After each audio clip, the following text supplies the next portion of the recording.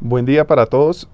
Hoy voy a hablar acerca de la línea de tiempo transcurrida con respecto al tema de higiene y la seguridad industrial.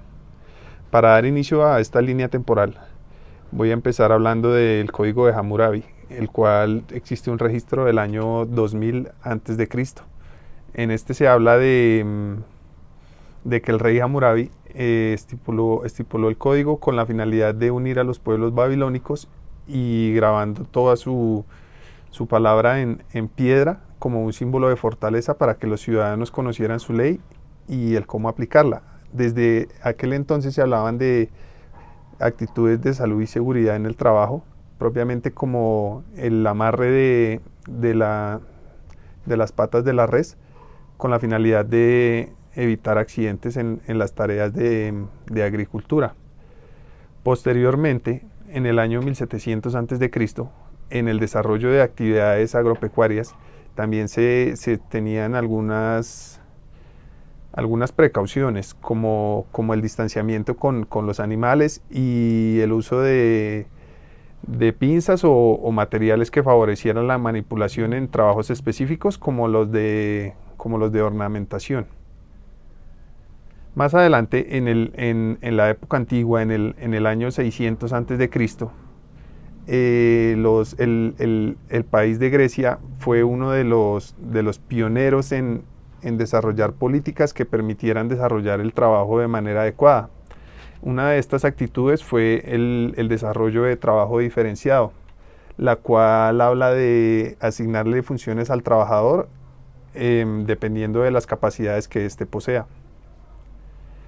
Más adelante, en el año 460 a.C., Hipócrates consideró la influencia del medio ambiente y las características de cada organismo como causas de las enfermedades. ¿Qué quiere decir esto?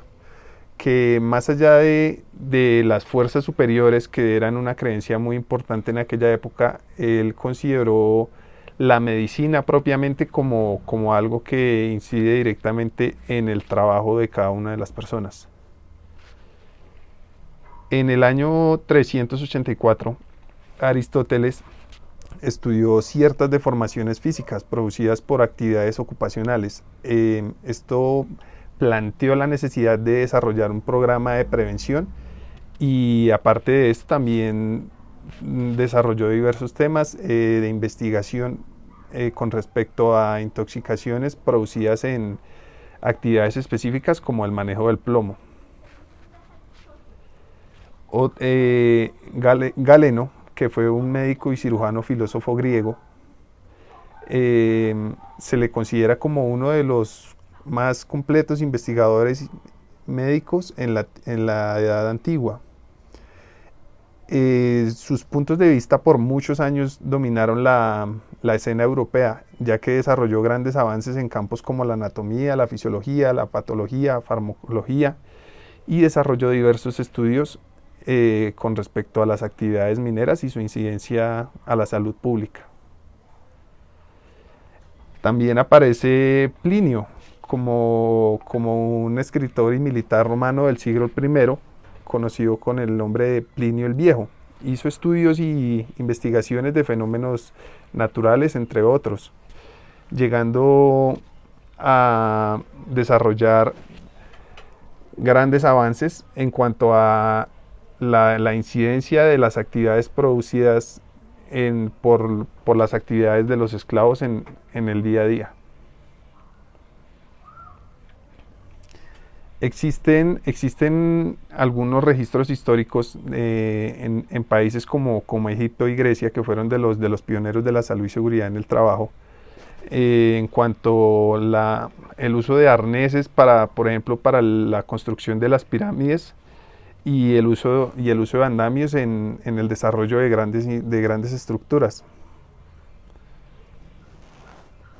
Bueno, pasando a la época del Renacimiento y la Edad Moderna, otra gran etapa dentro de la historia humana.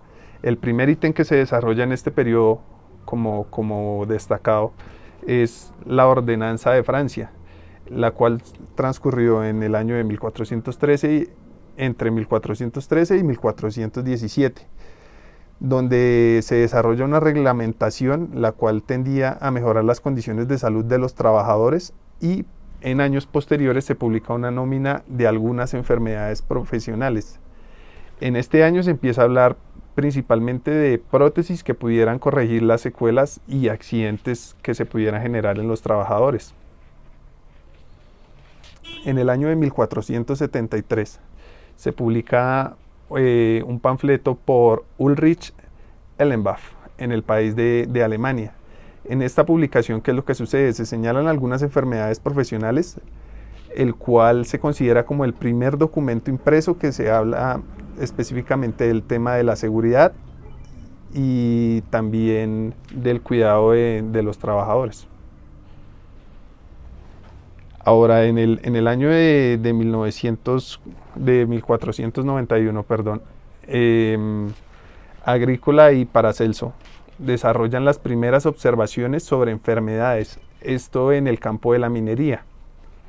En esta época la mortalidad por enfermedades pulmonares no se registraba, pero probablemente fue por silicosis, tuberculosis o otro tipo de cáncer pulmonar producido por material radioactivo incorporado en las rocas. En ese entonces existe un precedente muy importante, o un comentario que viene muy a colación acerca de las notas tomadas por Agrícola. Decía que en las minas de los Montes Cárpatos habían mujeres que llegaban a tener hasta 7 esposos debido a la alta mortandad generada por los trabajadores de las minas en aquel entonces.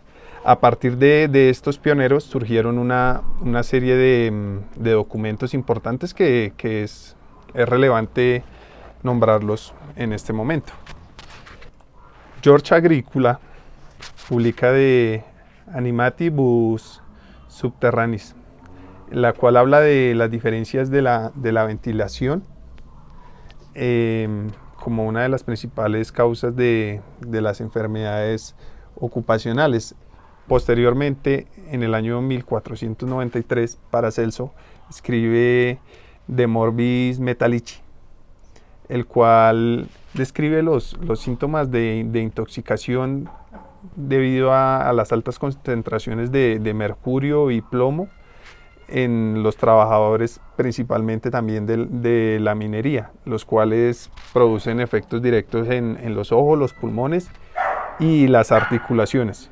Otra de estas obras relevantes dentro de este periodo histórico fue De Humanis Corporis Fabrica, el cual es un conjunto de libros acerca de la anatomía humana escrito por Andreas Vesalius y publicados en el año de 1543. Esto fue de gran avance para la historia de la anatomía, y estos también se fundamentaron sobre la obra de Galeno. En cuanto a las publicaciones de Agrícola, su obra magna fue el libro de Re Metallica, el cual describe la importancia de contar el desarrollo de las actividades dentro de las minas. Habla acerca de la ventilación que debiesen tener estas y de la utilización de elementos de seguridad como algo muy importante para el desarrollo de su práctica profesional. En este caso estamos hablando de las máscaras, las cuales van a ayudar a evitar que se desarrollen enfermedades profesionales como las pulmonares, y se toman otras medidas también. En el año de 1633, Bernardino Ramazzini publicó el libro Morbis Artifictum Diatriba, el cual habla de el trabajo en minas metálicas, y desarrolló un listado con enfermedades profesionales, en este caso más de 54, y en esta se hacía una descripción de los síntomas asociados. En el año de 1665, Walter Pope, que fue un astrónomo y poeta inglés, publica The Philosophical Transactions, donde refiere a las enfermedades de los mineros producidas específicamente a las intoxicaciones con el manejo de mercurio y sus derivados. En el año de 1705 aparece Friedrich Hoffmann, publica el libro Dissertatio Physico Medica di Metallurgia morbífera, donde se analiza la intoxicación plúmbica. Esto quiere decir a base de actividades relacionadas con el manejo del plomo. En el año de 1754 aparece Giovanni Scopali como un médico naturalista italo-austríaco que se dedica enteramente al estudio y análisis de los impactos a la salud de los trabajadores en Italia. En el año de 1775, el cirujano inglés Percival Pott señaló la relación existente entre el cáncer de escroto y los deshollinadores, atribuyéndose la neoplastia del hollín y el alquitrán que se incrustaba en la ropa y en el escroto directamente, desencadenando en una neoplasia, que es una formación anormal en alguna parte del cuerpo, en este caso el cáncer de escroto, como tenido en cuenta como la primera neoplasia profesional que se tiene registro. En el año de 1778, el rey español Carlos III de España promulga un edicto que ordena a los jueces de la corte que investiguen los accidentes que se producen en los albañiles y que prestan servicio a las obras, ya sean de la corte como privadas, debido a que en esta época se presentaron una gran cantidad de accidentes y contaban con condiciones de seguridad bastante precarias.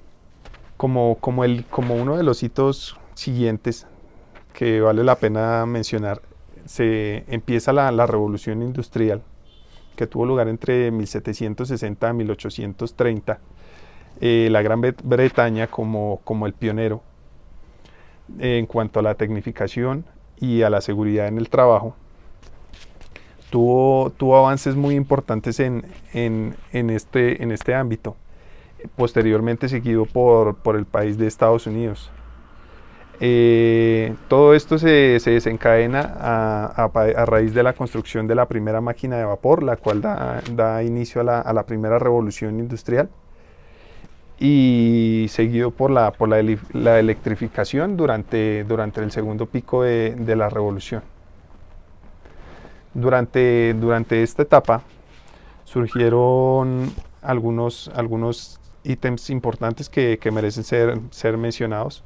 En el año de 1733 aparece The Factory Act en Gran Bretaña, donde la legislación fabril inglesa desarrolló una ley para la conservación de la salud y de la moral de los aprendices, que limitó el trabajo de los niños hasta 12 horas diarias, lo cual se consideró un gran avance para la época.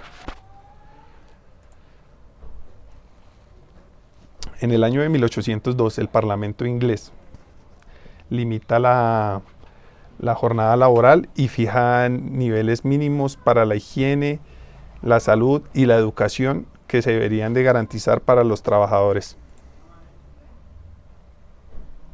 En el año de 1822, la Organización de la Salud, se forma la Organización de la Salud Pública. Representó el primer intento que hubo de una ley sanitaria, elaborado por Francisco de Fabra en colaboración con la Real Academia Médica Matritense. Se basaba en una visión global de los problemas de la salud y buscó en un primer intento establecer mecanismos de atención primaria, de vigilancia de epidemias y de prevención para Europa. En el año de 1828, Robert Owen implementa un programa el cual defendía la posibilidad de desarrollar un sistema económico alternativo basado en el cooperativismo, donde lo ambiental y lo educacional fueran la base moral de los trabajadores.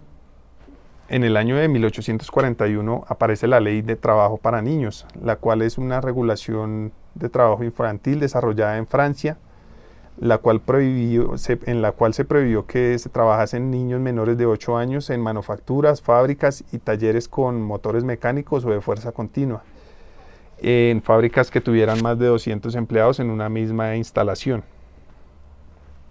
En el año de 1844 aparece la Ley de Trabajo para Mujeres. Es una legislación inglesa donde se prohíbe el trabajo nocturno a las mujeres y jóvenes obreros menores de 18 años. Aparecen horarios de mujeres con 12 horas al día, y también se habla de horarios para los niños menores de 13 años con horarios de 7 horas de trabajo. Aparece en el año de 1848 la legislación sanitaria para la industria en el país de Estados Unidos, donde surgen las inspecciones como una herramienta para verificar el cumplimiento de la normatividad y tener el primer sistema de protección contra incendios a cargo de Frederick Grindel en Estados Unidos. Aquí podemos ver un análisis de la mortandad en Inglaterra debido al uso de las maquinarias en el año de 1861, por lo que la necesidad de desarrollo de estudios ocupacionales pasó de ser algo de segundo plano a algo de primera necesidad. En el año de 1867 aparece el modelo de los inspectores de fábricas. Eso fue una legislatura desarrollada en Massachusetts en el año de 1867, donde se nombraban a unos inspectores de fábrica que posteriormente establecieron la primera oficina estadística del trabajo en Estados Unidos. Esto debido a las grandes problemáticas presentadas en una de las primeras ciudades industriales de Estados Unidos, la ciudad de Lowell, Mass., donde habían grandes desarrollos de manufactureras de algodón que presentaban grandes accidentes en mujeres y niños. En el año de 1868 aparece la Ley de Compensación del Trabajador en Alemania, la cual garantizaba que todo empleado lesionado o incapacitado recibiera una adecuada compensación monetaria sin necesidad de entablar una demanda o entrar en problemas fiscales. En el año de 1875 el señor Max von Pettenkofer funda el primer instituto de higiene en la ciudad de Múnich, Alemania, y fue el primer catedrático de esta especialidad en ese mismo país. En el año de 1876 el señor Engelbert Dollfuss, político austriaco de ideología social cristiana y experto en cuestiones agrarias, funda en la Gran Bretaña la Asociación de Higiene y Prevención como entidad para atender las problemáticas de los trabajadores. En el año de 1877 aparece un ítem importante dentro de la seguridad industrial, como la ubicación de resguardos en las máquinas que impidiesen que los trabajadores tuvieran contactos inadecuados que conllevaran a amputaciones o pérdidas completas de extremidades. En el año de 1883 aparece el Instituto Louis Pasteur como una fundación francesa sin ánimo de lucro cuya finalidad es contribuir a la prevención y tratamiento de enfermedades, especialmente las de índole infecciosas, y en donde se desarrollan estrategias investigativas que pueden generar acciones de salud pública y ayudar a la población en general. En el año de 1886 se genera la revuelta de Chicago en Estados Unidos, conocido como los mártires de Haymarket. El 11 de noviembre de 1887, 8 sindicalistas y anarquistas que velaban y exigían la reducción de una jornada laboral a un tiempo de 8 horas fueron encarcelados y condenados a muerte, lo cual desencadenó en una gran revuelta que conllevó a protestas y el revuelto de gran cantidad de obreros en huelga con la finalidad de reivindicar una jornada laboral más justa de 8 horas. En el año de 1890 aparece la legislación contra riesgos laborales, en la cual se generaliza para todo el mundo la legislación que protege a la sociedad y a los trabajadores contra riesgos laborales. Como otro ítem importante, en el año de 1898 en Estados Unidos se crean unos controles que permiten responsabilizar a los empleados por accidentes laborales ocurridos durante el desarrollo de las funciones. En el año de 1904, para nuestro país, Colombia, aparece la ley Rafael Uribe Uribe, la cual habla específicamente del tema de seguridad en el trabajo, en lo que posteriormente se convertiría en la ley 57 de 1915 como la ley Uribe. Habla de enfermedades profesionales y cómo llegar a a afrontar el tema de la salud ocupacional y el manejo de las condiciones precarias para los trabajadores en el país. En el año de 1910, la señora Alice Hamilton la nombraron parte de la Comisión de Enfermedades Ocupacionales de Illinois, donde se centró su trabajo en los efectos de los metales industriales a la salud. En el año de 1911, en Wisconsin, ocurrió otro gran suceso conocido como el Gran Trueque, donde los empleadores presionaban al legislador del estado a través de lo que actualmente se conoce como una gran compensación. Mediante esta legislación, el empleador acordaba proporcionar beneficios médicos y de indemnización, ya sea en forma de reemplazo de salario, y los empleados que se encontraban lesionados durante el desarrollo de sus actividades productivas renunciaban a demandar al empleador. Otra ley colombiana que aparece en el año 1915 es como lo mencionaba anteriormente, la reparación por accidentes de trabajo, donde se definen responsables, culpables y clases de consecuencias que se pueden generar a través de accidentes que se generen en el trabajo, como las incapacidades temporales y otros tipos de incapacidades que se nombran en esta ley. En el año de 1918 aparece la Ley 46, la cual dictamina medidas de higiene como medidas de salubridad pública, y se provee la existencia de habitaciones higiénicas para la clase proletaria, ya que en aquel entonces no contaban con los más mínimos estándares de higiene. En abril 11 de 1919 aparece la Organización Internacional del Trabajo, la cual fue fundada en Filadelfia con los objetivos principales de promover los derechos laborales, fomentar las oportunidades del trabajo decente y mejorar la protección social y las condiciones de salud. Continuando con la legislación colombiana, en 1921 aparece la Ley 37, la cual establece el seguro obligatorio de vida para los trabajadores y trajo cambios consigo de índole social y de política laboral también. En el año de 1939 aparece la Ley 10, la cual reglamenta el concepto de enfermedad profesional. Aparecen conceptos relevantes como el auxilio de cesantía, las vacaciones y la contratación laboral.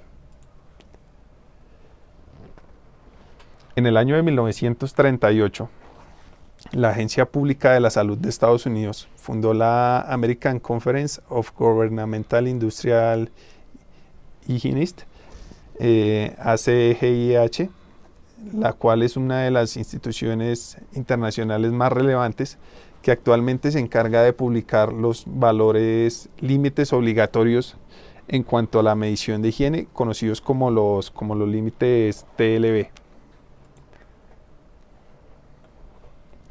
Siguiendo con la legislación colombiana, en agosto 6 de 1938 se crea el Ministerio de Protección Social como herramienta del Estado para atender las situaciones vinculadas al trabajador y el desarrollo de sus actividades. En el año de 1939 aparece la American Industrial Hygiene Association como una forma pública donde se relacionan 10.500 higienistas industriales y se tratan temas relacionados al manejo de la higiene y las mediciones reglamentadas para esto. En el año de 1939 aparece la Ley 44, la cual se crea el seguro obligatorio y aparecen las indemnizaciones para los accidentes generados durante el trabajo de cada una de las personas. En el año de 1944 aparece el Decreto 2530, el cual fundamenta el Código Sustantivo del Trabajo y la obligación de proteger a los trabajadores durante el desarrollo de sus actividades. En 1945 aparece la Ley 6, donde se dictamina la Ley General del Trabajo y se cimentan las bases de la salud ocupacional en Colombia. Posterior a esta, en diciembre 26 de 1946 aparece la Ley 90, la cual aparece el Seguro Social como herramienta del Estado para prestar los servicios de salud y apoyo a los trabajadores que no contaban con esta. En el año de 1948 aparece el Acto Legislativo número 77, donde el Congreso de Colombia, mediante la Ley 77 de 1948, crea la Oficina Nacional de Medicina e Higiene Industrial y provee los recursos para que ésta se sostenga a través del tiempo. Como otro de los pilares dentro de este sistema de gestión de salud y seguridad, aparece Frank Gilbert y Lilian Molière como pioneros en el estudio de la ergonomía, ya que ellos son padres dentro del campo de la ingeniería industrial y autores de las obras más importantes en la organización científica del trabajo y Taylorismo, como se llama actualmente en honor a estos mismos. El Taylorismo llegó a marcar una gran diferencia en el ambiente laboral a principios del siglo pasado, ya que permitió maximizar el trabajo de la mano de obra y actualmente se mantiene como un modelo vigente y funcional. En el año 1960 se empieza a considerar la seguridad industrial como ciencia y profesión, donde aparecen grandes cantidades de institutos que proveen información acerca de la formación en este aspecto. En el año de 1970 también es importante nombrar al señor William Steiger, el cual llegó a infundir en el Congreso de Estados Unidos una ley propuesta de higiene laboral, la cual condujo a la creación de las OSHAs, la Occupational Safety and Health Administration. ¿Cómo sucedió esto? En el año de 1970, el entonces presidente, el señor Nixon, decidió hacer algo con relación al alto número de muertes y heridas que tenían los trabajadores en sus centros de trabajo, por lo cual generó y firmó la Ley de Seguridad de Salud Ocupacional el 29 de diciembre de 1970, la Ley OSH, por sus siglas en inglés.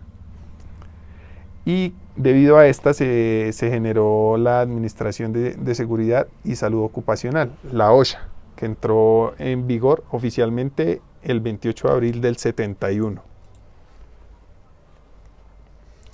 En 1974 apareció la Ley de Socorro en casos de desastres, donde en Estados Unidos se fomentó la asistencia y la capacitación para los empleados en situaciones de crisis y el manejo de personal ante estas situaciones de riesgo. Continuando con la legislación colombiana, en el año 79 aparece la resolución 2400, la cual establece los requisitos mínimos para que deben tener las empresas al momento de empezar a reglamentar los temas de salud ocupacional que se tenían en aquella época. Ya posteriormente, en el 84, aparece el decreto 614, el cual cimienta las bases que actualmente conocemos como el programa de salud ocupacional dentro de las empresas, que se mantuvo vigente hasta hace pocos años. En el 89 también aparece la resolución 1016, que reglamenta la organización y funcionamiento de los programas de salud ocupacional, en la cual deben desarrollar cada uno de los empleadores en el país. Y en el año 93 aparece la famosa Ley 100, la cual habla de la seguridad social integral, donde se habla un complemento de pensión, salud común, salud y seguridad en el trabajo, beneficios sociales y la empleabilidad. Todo esto como un conglomerado que se cimenta bajo la creación del SGRP. En el año de 1994 aparece el decreto ley 1295, donde se determina la organización y administración del Sistema General de Riesgos Profesionales.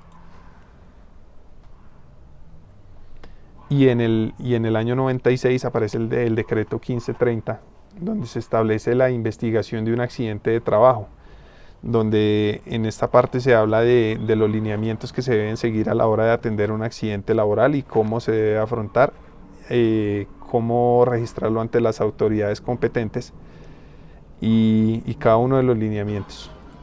En el año de 1998 se empieza a trabajar en la ley 879 del 2000, la cual habla de la flexibilización laboral y el manejo de horarios para cada uno de los trabajadores.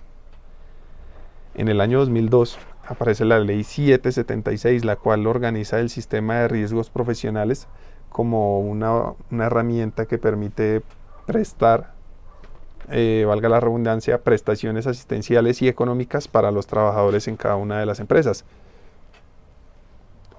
En el año 2006 aparece la ley 1010, la cual desarrolla medidas para prevenir, corregir y sancionar el acoso laboral que se pudiese presentar en las empresas. En el año 2007 aparece la resolución 1404, donde aparecen los conceptos de investigación de incidentes y accidentes de trabajo como herramientas para evitar que estos se repitan a futuro. En el 2007 aparece la resolución 2346, donde se regulan las prácticas y evaluaciones médicas ocupacionales. Aparece propiamente los profesionales ocupacionales como asociados a la medicina y se empieza a manejar el concepto de historias clínicas ocupacionales dentro del país. En el año 2008 se crea el decreto 2646, donde se habla de disposiciones y responsabilidades para el control de factores psicosociales de los empleados. Y en el año 2009 se genera la resolución 1918, donde se modifican artículos y se dictan otras disposiciones. En este año también aparece el decreto 2566, donde se autoriza la lista de las enfermedades profesionales utilizada en el país. En el año 2010, por medio de la circular 0038, se dictamina que las empresas deben de ser espacios libres de humo y no se debe utilizar sustancias psicoactivas. El 11 de julio del 2012 aparece la ley 1562, la cual modifica el sistema de riesgos laborales. Y en el año 2012, por medio de la resolución 1409, se establece el reglamento de seguridad para protección en caídas en trabajos en alturas. En este mismo año aparece la resolución 4502, la cual reglamenta los procedimientos para el otorgamiento y renovación de licencias en salud ocupacional. Y en el año 2014, a través del decreto 1443, se empiezan a dictar las disposiciones para la implementación del Sistema de Gestión de la Salud y Seguridad en el Trabajo, SGSST, como la herramienta que estamos utilizando actualmente en el país. En el año 2014 aparece la resolución 3368, la cual modifica el reglamento para la protección contra caídas y el manejo de trabajo en alturas. En el año 2015, por medio del decreto 1072, se implementa propiamente el Sistema de Salud y Seguridad en el Trabajo, en el cual hablamos de un conglomerado de actividades de manejo de la seguridad. Se establecen políticas y se generan lineamientos que permitan llevar a una consecución entre la seguridad, la salud y el medio ambiente. En el año 2017 aparece la resolución 11, la cual establece los estándares mínimos que debe tener una empresa al momento de desarrollar un sistema de gestión de salud y seguridad en el trabajo, tanto para empleadores como para contratantes. Como vemos, la historia de la salud y seguridad en el trabajo a lo largo de la historia y específicamente en el país de Colombia es una consecución de hechos que se han cimentado desde aspectos básicos hasta normas técnicas como las que poseemos hoy en día, que básicamente nos permiten tener las herramientas para atender y prevenir el surgimiento de accidentes e incidentes que pueden desencaminar a futuro en consecuencias más graves como enfermedades profesionales o pérdidas de miembros que, si nos vamos a los primeros años, eran un elemento común, por decirlo de alguna manera, y hoy en día se han reducido bastante hasta actividades específicas donde el riesgo sigue siendo muy alto. Muchas gracias a todos por su atención.